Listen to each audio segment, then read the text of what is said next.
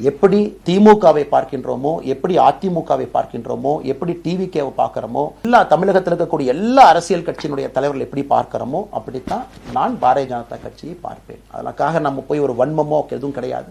அப்போ மற்ற கட்சிகளுக்கும் பாஜகவுக்கும் என்ன டிஃபரன்ஸ் இருக்குது, நீ எப்படி திமுகவோட கம்பேர் பண்ணலாம் அப்படின்ற மாதிரி தான் சார் ஒரு டாக்ஸ் போயிட்டு இருக்கு.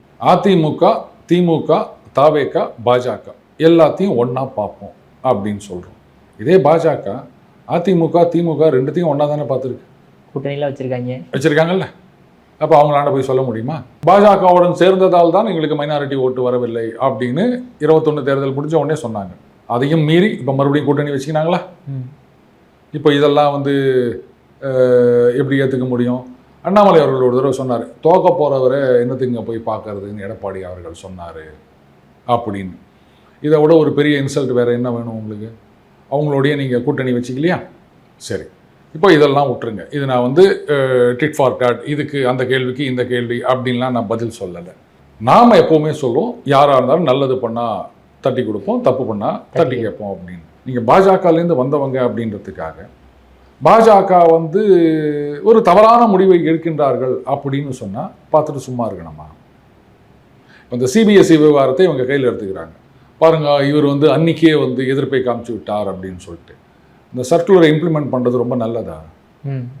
அப்போ முதல்ல எதுக்கு 2029 சர்க்குலர் கொடுத்தீங்க? முதல்லேருந்தே நீங்கள் 9ஆவதுலேருந்து கம்பல்சரின்னு சொன்னால் ஓகே. முதல்ல ஆரம்பிக்கும் போது 29 தான் 9ஆவதுலேருந்து கம்பல்சரின்னு சொல்லிட்டு திடீர்னு ஸ்கூல் திறக்கிற நேரத்தில் நீங்கள் பாட்டுக்கு இந்த வருஷத்துலேருந்தே கம்பல்சரி. நான் புத்தகமே ரெடி ஆகலை. 6ஆவதுக்கே ஜூலை 1 தான் புத்தகம் வருமா?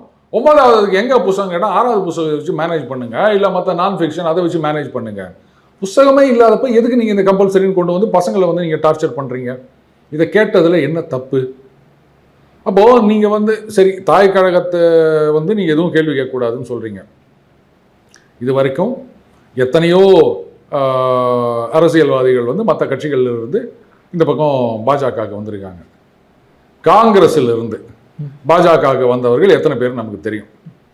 நம்ம ஜோதிராதித்ய சிந்தியா, அதுக்கப்புறம் கௌதம் பாட்டியா, வெஸ்ட் பெங்கால் சிஎம்ஏ டிஎம்சியில் வந்தவர் சார். Very good point. அவர் டிஎம்சியை பற்றி எதுவும் பேசாமல் இருக்காரா? தோக்கடிச்சதே மம்தா பானர்ஜியை. என்னங்க நீங்கள் அந்த கழகத்திலேருந்து இங்கே இப்போ நீங்கள் அதை பற்றி பேசுகிறீங்க, யாராவது கேட்டாங்களா? அப்போ வேற கட்சியிலேருந்து பாஜகவுக்கு வந்தால் அவங்க தாய் கழகத்தை பற்றி எது ஒன்றா பேசலாம். ஆனால் பாஜகலேருந்து வேற கட்சிக்கு போனால் நீங்கள் தாய் கழகத்தை பற்றி பேசக்கூடாதா? சரி, நீங்கள் சொல்கிறீங்களே அவர் எல்லாத்தையும் ஒன்றா பார்ப்பாருன்னா, அப்போ நாங்களும் தாவேகாவை பார்க்குற மாதிரி திமுகவை பார்க்குற மாதிரி தான் நாங்கள் அண்ணாமலையை பார்ப்போம் அப்படின்னா, திமுகவை நீங்கள் எப்படி பார்க்குறீங்க அப்படின்றது தான் எல்லாரும் பார்த்து நிற்கிறாங்களே. அவனே ஒன்று கேட்குறேன், செந்தில் பாலாஜி அவர்கள் மீதான அந்த வழக்கு விசாரணைக்கு அனுமதி கொடுக்கவில்லை அப்படின்னு 2 தடவை கடிதம் எழுதினாங்க. இப்போ பர்மிஷன் கொடுத்துட்டாங்க அப்படின்னு சொல்லியிருக்காங்க. கவர்னரே பர்மிஷன் கொடுக்கல, சுப்ரீம் கோர்ட்டுக்கு போயிட்டு கவர்னருக்கு டைம் லிமிட் ஃபிக்ஸ் பண்ணாங்க திமுக. ஆமா சார். அப்படி இருக்கச்சா ஒரு முன்னாள் அமைச்சருக்கு எதிராக விசாரணைக்கு பர்மிஷன் கொடுக்கல அப்படின்னா நீங்க என்ன பண்ணிருக்கணும்? அப்ப நீங்க திமுகவை பார்க்குற மாதிரி பார்க்கணும்னு நினைக்கிறீங்களா? இப்படி கேட்டா நீங்க என்ன பதில் சொல்லுவீங்க? அதனால அவர் தனியா ஒரு கட்சி ஆரம்பிக்கிறார் அப்படின்னா, ஐயோ பாஜக நான் எது சொன்னாலும் எதுவும் கேட்க மாட்டேன் அப்படின்னா, அப்ப கட்சியே ஆரம்பிக்க வேண்டாம், நீங்க அங்கேயே இருந்திருக்கலாம். பாஜக எது சொன்னாலும் நான் வாயை மூடிட்டு இருந்திருப்பேன் அப்படின்னு சொன்னா அவர் வெளில வர வேண்டிய அவசியமே கிடையாது. அவர் என்ன சொல்றாரு? பாஜகவை தனியாக ஆட்சிக்கு கொண்டு வர வேண்டும்னு சொல்றாரு. அதை உங்களால ஏத்துக்க முடியலன்னா அப்புறம் நான் என்ன பண்ண முடியும் விக்ரம்? அதனால அவர் இந்த மாதிரி சொன்னதுல எந்த விதமான தப்பும் கிடையாது.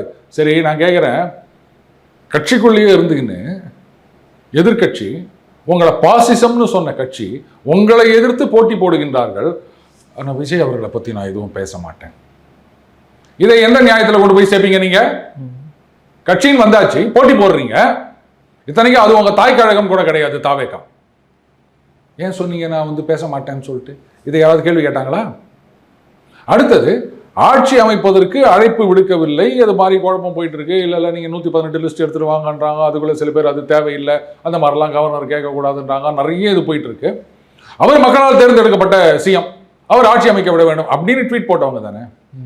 அது உங்க கட்சி கருத்தா? நீங்க இந்த மாதிரி ஊருக்கு முந்தி இந்த மாதிரி போடுறீங்க?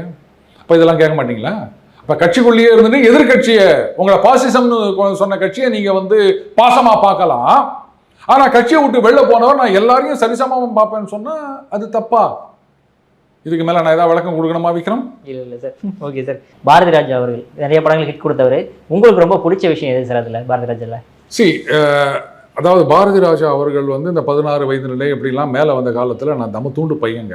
குட்டி பையன். அந்த 16 வயது நிலை எங்கள் ஊரில் டென்ட் கோட்டையில் வந்ததுங்க. எங்கள் அப்பா சினிமாக்கே கூட்டு போக மாட்டார். அந்த படத்துக்கு என்னை கூட்டு போனதுக்கு ஒரே ஒரு காரணம் என்னென்னா, அவங்க வீட்டில் ஒரு நாய்க்குட்டி இருந்ததுங்க. அது வந்து தொலைஞ்சு போயிடுச்சு. நான் ரொம்ப சோகத்தில் இருந்தேன். அதனால் என்ன பண்ணார் எங்கள் அப்பா, அப்போல்லாம் அந்த டிவிலாம் ஒரு படம்லாம் கிடையாது, கேள்விப்பட்டதே கிடையாது டிவிலாம். அப்போ எங்கள் அப்பா என்ன பண்ணார், சரி வா அப்படின்னு சொல்லிட்டு என்னை சினிமா கூப்பிட்டு போனார். அதுதான் 16 வயது நிலை. அது ஒன்றும் படம் எனக்கு புரியல அப்படின்னு வச்சுக்கோங்களேன். அதுக்கப்புறம் சில வருடங்கள் கழித்து மெட்ராஸில் இந்த தேவி காம்ப்ளெக்ஸ் இருக்கு இல்லையா, அதில் வந்து எங்கள் அப்பாவுடைய அலுவலக நண்பர் ஒருத்தர், அவர் வந்து வா போகலாம் அப்படின்னு சொல்லிட்டு கூப்பிட்டு போனார். ஏசி தேட்டர் வேறு. அந்த படத்தில் கொலையெல்லாம் வருமா, அதை பார்த்தோன்னே எனக்கு ஜுரம் வந்துச்சு. இன்டர்வல்லையே வெளில கூப்பிட்டு வந்துட்டாங்க. அதுக்கப்புறமா நான் பார்த்த படங்கள் அப்படின்னா இந்த வேதம் புதிது, முதல் மரியாதை, இதெல்லாம் எப்போவுமே நம்ம தமிழ் மரபு அப்படின்னா ஒருத்தர் காலம் சென்று விட்டார் அப்படின்னா அவரை பற்றின நல்ல விஷயங்களை பற்றி தான் பேசணும். ஆனால் இன்றைக்கி சில பேர் வந்து அது அப்படி இப்படி இதெல்லாம் பாருங்க, ஒவ்வொருத்தரும் ஒவ்வொரு படம் எடுக்கிறாருன்னா ஒவ்வொரு கருத்தின் அடிப்படையில் அவங்க எடுப்பாங்க. அதை அப்போ நீங்கள் சொல்லியிருக்கணும். அதோட முடிஞ்சு போன விஷயம்.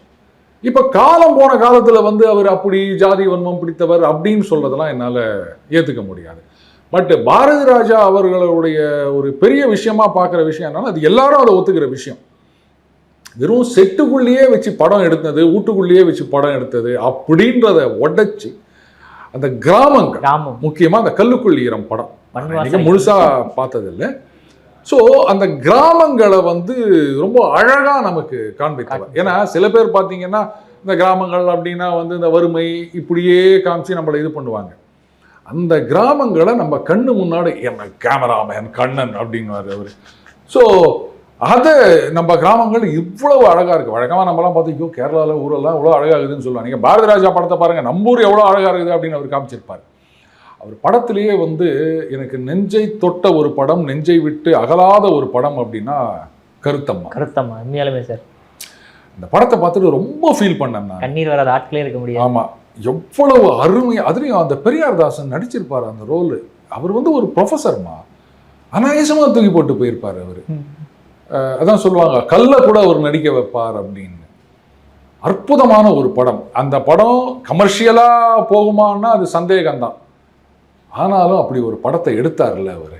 அது வந்து வெறும் பிரச்சார நெடியா இல்லாம அந்த அந்த குழந்தை பறக்கும் பொட்டையா, அந்த ஒரு பொட்டைக்குட்டியா அப்படின்னு சொல்லிட்டு அந்த ஒரு கிழவியை ஊற்றி இது பண்ணிடு அப்படின்னு சொல்வாரு. அதே சமயத்துல மாடு கண்ணு போடும், காளை கண்ணு, அப்ப அது தூக்கி போட்டுரு அப்படின்வாரு.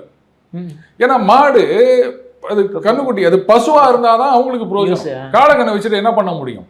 ஸோ எவ்வளோ ஒரு வித்தியாசம் இருக்குது பார்த்தீங்களா? மனுஷர்களில் வந்து பெண் குழந்தைகள்லாம் தேவையில்லை, மாடுல வந்து அந்த காளைன்னா தேவையில்லை அப்படின்றது ஜஸ்ட் லைக் தட் அவர் காமிச்சிருப்பார்.